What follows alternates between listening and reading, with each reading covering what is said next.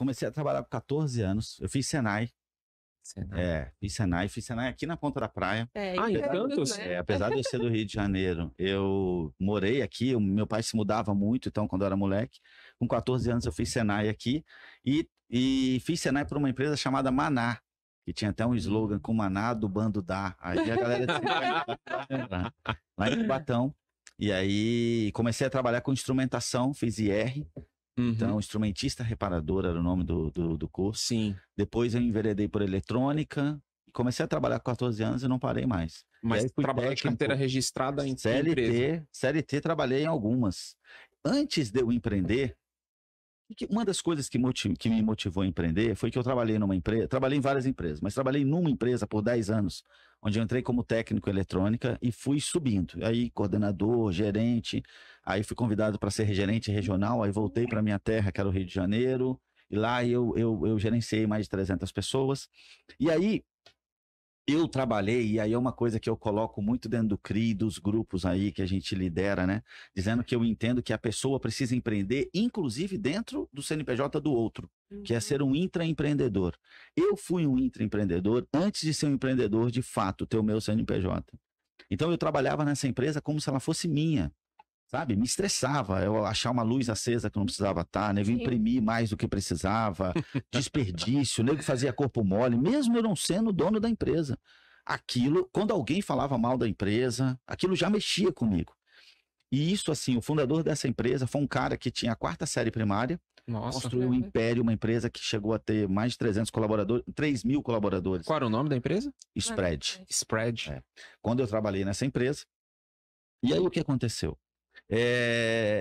Aconteceu uma mudança de gestão de pai para filho, e aí a identificação que eu tinha com o pai eu já não tinha mais com o filho. Com os filhos.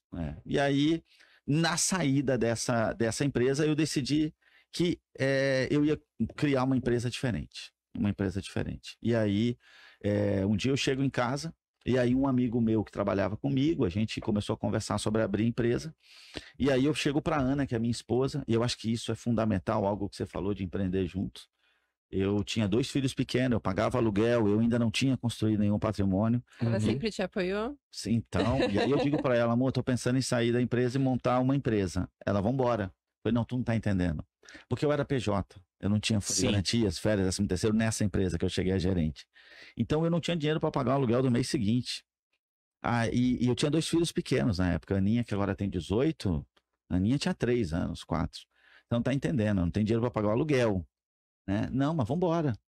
E assim, a Ana foi a única pessoa, porque todas as outras pessoas que eu falava diziam, você é louco, pô, você construiu o network, você fala com diretores de banco, você fala com diretores de multinacional, aproveita para se arrumar um emprego aí, fica na boa. Mas nisso você estava se ajeitando para abrir o teu próprio negócio. A gente saiu, a gente saltou de paraquedas. Sem assim, ter uma visão clara de ir para... Não, tipo, você saiu do emprego, deixa eu entender, sem saber o que ia fazer no outro mês? Não, eu já sabia o que eu ia fazer. Eu sabia que eu ia abrir uma empresa no mesmo segmento. Sim. Mas ela não estava aberta. Não tinha nada. Você entendeu? Então quer dizer que você saltou do avião sem paraquedas, praticamente. Pegou ele você ia costurar ele lá. Mas foi uma coisa... Mas aqui vai uma primeira lição, talvez, pra gente. Teve algumas vezes na minha vida, nessa vida... Essa primeira empresa, ela tem 16 anos. Algumas vezes eu estava para tomar uma decisão e não tomei. E depois eu analisei, eu falei, cara, de onde veio esse medo, seu medroso? Por que tu não teve esse medo na hora de sair da empresa? Meu diálogo interno, sabe? De começar. Mas ali, foi isso, eu saltei de paraquedas. E quando a gente salta de paraquedas, não dá mais para voltar atrás. Sim. Então, eu só coragem tinha que dar certo, sabe o que é isso? Cara, eu não tenho de onde tirar. Vai ter que dar certo. E foi o passo de fé, esse. Porque não tinha o que acontecer. E eu e esse rapaz, porque na época eu tinha um sócio, e nós rabiscamos o nome da empresa num guardanapo do McDonald's. E nós colocamos, essa empresa vai ser grande, ela vai prestar serviço para empresas grandes. E a gente trabalhou como se aquilo já fosse real. Você entendeu? Nossa. A gente foi bater na porta das grandes empresas para pedir serviço. Mesmo sendo pequeno. Não tinha nada. Eu não tinha o CNPJ aberto, eu não tinha uma conta no banco. Nossa. Mas a gente apresentava ela como se ela fosse muito grande. Era a visão que eu tinha. Sim. Entende uma coisa? Não era mentira. Eu sabia o que fazer. Quando eu dizia para uma empresa grande, olha, se você confiar em mim, eu presto serviço para você em qualquer lugar do Brasil, é porque eu sabia o que fazer. Mas se ele dissesse, me mostra a estrutura que você tem, eu não tinha nada para mostrar. Eu não tinha um escritório.